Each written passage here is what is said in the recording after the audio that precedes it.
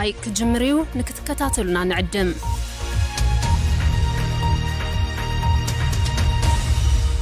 كون سجنتا بي بي سي أفان أوروموتي نولين ترا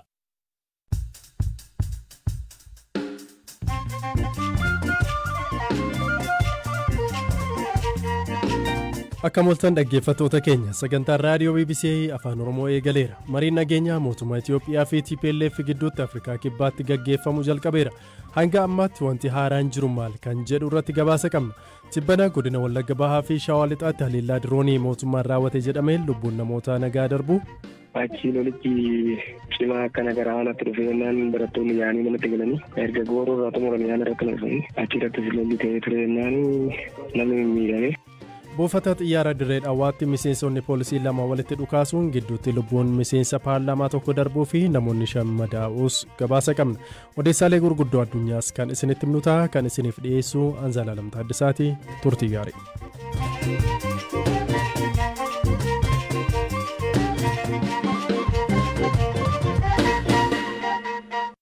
Sagantaa keenya jalqabaatiin mariin nageenyaa mootummaa Itoophiyaa fi TPLF gidduutti Afrikaa kibbaatti gaggeeffamaa jiru eegaleeti kan jiru qondaalonni yookaan jilli gama lamaanii mootummaa Itoophiyaa fi TPLF irraa gara Afrikaa kibbaatti imalanii marii isaanii akka jalqabantu dhagahamaa jira. Waa'illi keenya amansiisaa ifaa Afrikaa kibbaa magaalaa Johannesburgitti argama.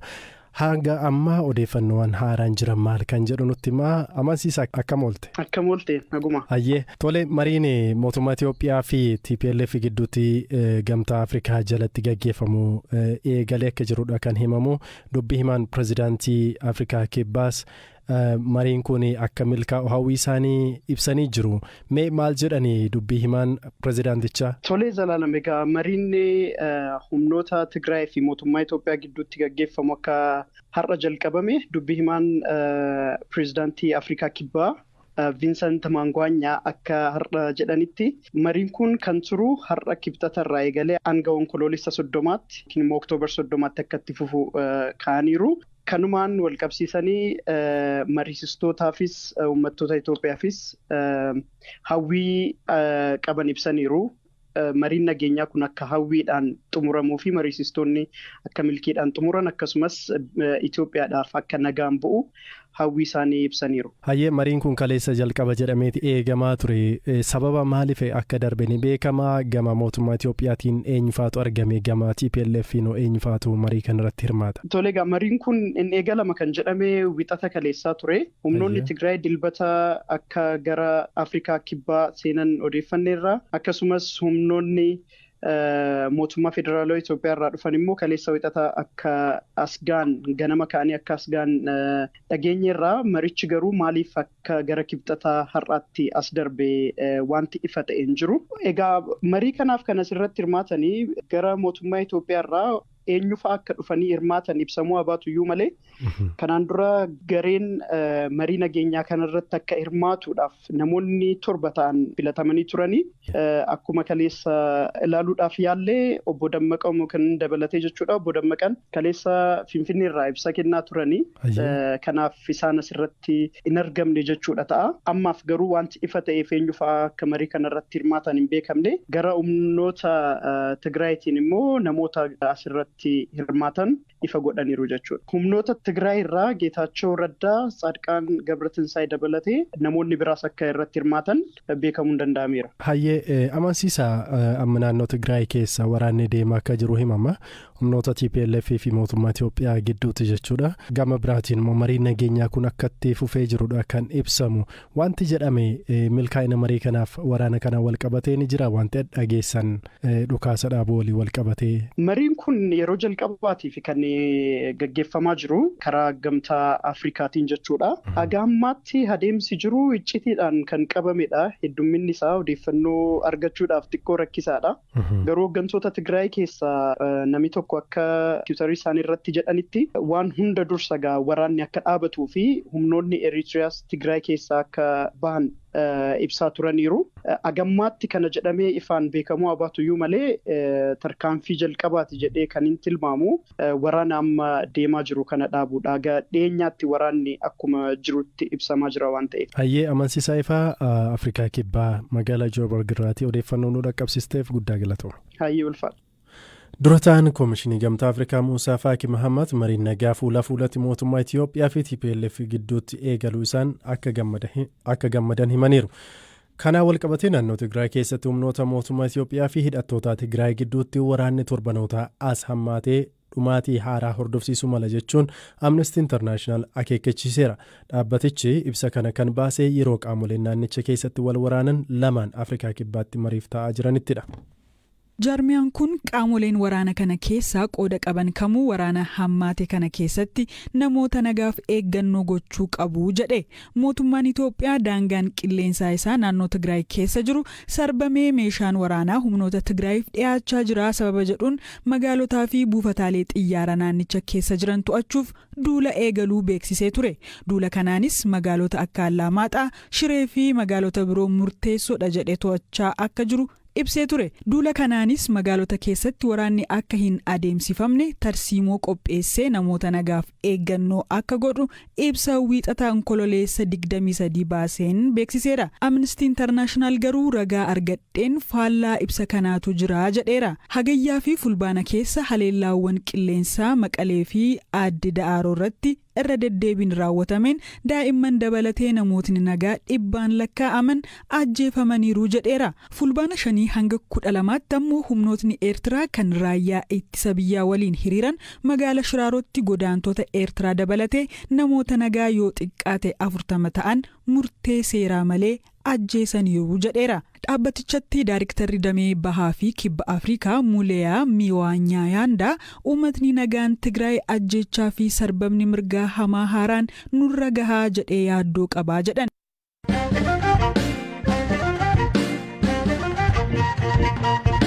Haleellaa guyyaa har'aa buufata xiyyaaraa magaalaa Jigjigaa argamutti raawwateen miseensi mana maree naannoo Somaalee tokko lubbuun isaanii darbe. Dhukaasni kun miseensa poolisii federaalaan dhukaafamuun gaazexeessaan BBC magaalicha jiru gabaaseera. Around 3 p.m. local time here in Jigjiga. Guyyaa keessa sa'aatii 9 irratti buufata xiyyaaraa Jigjigaatti jeequmsi ture. Miseensi poolisii federaalaa miseensa biraa irratti dhukaasa bane. Lameen gidduu wal dhibdeen jira ture. Warreen ijaan argan poolisiin tokko rasaasa walitti fufinsaan dhukaasaa ture naan jedhaniiru. Kanneen rasaasa dhukaafameen namoota ajjeefaman keessaa tokko filatamtuu godina Doolaa fi miseensa mana maree naannichaati. Namoonni dhukaasa kanaan miidhaman 5 hospitaala Jigjigaatti yaala argachaa jiraachuu dhaga'eera. Kanneen miidhaan irra ga'e keessaa tokko Muhammad Abdurrashid Muhammadidha. Isaanis naannoo Somaaliitti hojii gaggeessaa Enterpiraayizii boolla qotuuti. Somali Regional and Drilling Wells Enterprise.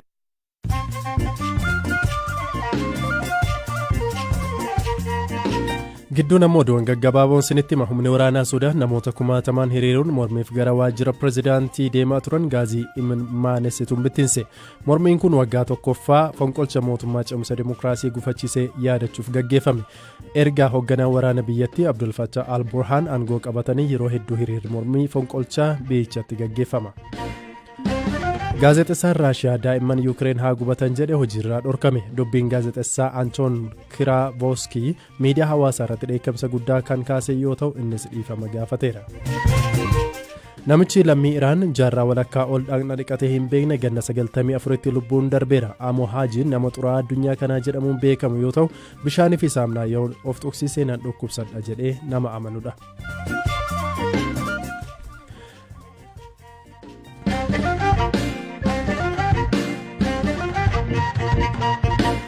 Gara dhimmattaa nutti yoo ceenu dhiyeenya kana naannoo Oromiyaa godinaalee Wallagga Bahaa, Shawaa Lixaa fi Shawaa Bahaa keessatti haleellaa qilleensarraan lubbuun lammiilee nagaa darbaa jiraachuu jiraattotni BBC'tti himan. Haleellaa jedhamu kana ilaalchisee mootummaan kan jedhe jiraachuu baatulleen adda bilisummaa Oromoo ibsa baaseen humni mootummaa haleellaa qilleensarraa aanaalee Meettaa Walqixxee, Ganda Barat, Fantaallee, Nuunnuqumbaa fi kaan keessatti raawwateera jedheera. Hirphaa Gammachuu dabalata qaba. Viidiyoon wayita dargaggoonni uffata dambii mana barumsaa uffatan haleellaadhaan miidhamanii kukkufanii jiran agarsiisu miidiyaa hawaasaa irratti hedduu qoodamaa ture. BBC'n viidiyoo kana addatti ofiin mirkaneessine. haa ta'u malee firoottan namoota maatiin jalaan miidhamee dubbiseera. Waggoota 3 darban keessatti godinaalee Wallaggaa, Shawaa fi Kibba Oromiyaatti waraanni mootummaa fi hidhattoonni waraana bilisummaa Oromoo wal waraanaa turan. Haa ta'u malee aleellaa diroonii gidduu kana mootummaadhaan raawwate jedhameen namoonni nagaa hedduun ajjeefamuu gabaasaaleen kan agarsiisan. Jiraataan godina Shawaa Lixaa aanaa Meettaa Walqixxee tokko nageenya isaaf jecha maqaansaa akka hin eeramne gaafate obboloonni 3 kanneen kutaa 10 fi 12ffaa baratan aleellaa qilleensaan jala ajjeefamuu hime. Lama keessa magaalaa Goorotti aanaa isheen jirti achirratti amma sa'aatii 3 naannoo lolli gaggeeffame keenya immoo ijoolleen aanaa irratti barachaa jiru Meettaa Walqixxeedha. Achi lolichi cimaa akkana gara aanaatti dhufeenyaan barattoonni yaa'anii namatti galanii erga Gooroo irraa xumuranii aanaa irratti dhufanii achirratti lolli ta'ee ture namni miidhame isa booddee humni dafee jiru nama miidhame sana qabaatanii ijoollee manaatti seenanii yaasanii akka magaalaa dhaabanii kacarratti humni qilleensa darbee isaanitti ijoollee fi obboleeyyansi ilaaluutti ture. 3 Tarrafaa Dhaqqabaa Neegastuu Dhaqqabaa sadaffaan immoo Mootaa Dhaqqabaa. Yaa namni du'e baay'eedha. Gibbii tokko keessa kan bahe baay'eedha. Qaanii maqaa isaanii hin beeku. Ani iddoo biraan jira. Namni namni baay'eedha. Maqaa isaanii adda baasee hin beeku malee. Yaa magaalitti rukutanii erga ba'anii booddee nama isaanillee kan bilishaa rukute furtanii yeroo gaddeemu deeman akka carraatti humni qilleensa irraatti bu'eera. Yaa humni bosonaa baay'ee waan ta'eef adda baasuu hin dandeenye egaa isaan immoo isa keessa jiru isaa wajjin baatanii arganii isaan martuutti natti fakkaate isaa wal faana waan jiraniif adda baasee rukutare.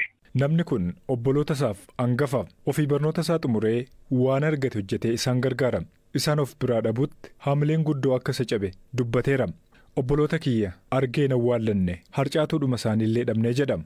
Obboloonni kiyya wayita obboloota keenyaa kaasuudhaaf deeman qabamanii hidhaman. Isaanis deeggartoota warra hidhatanii bosona jiraniitii ittiin jedhan amma maal keessa akka jiran hin beeknu jechuudhaan kun immoo gadda maatiitti dabaluu himeera. Kana malees iddoowwan aleellaan diroonii itti raawwataman jedhaman keessaa kan biraan godina Wallagga Bahaa aanaa Nunnuqumbaa magaalaa Adareeti.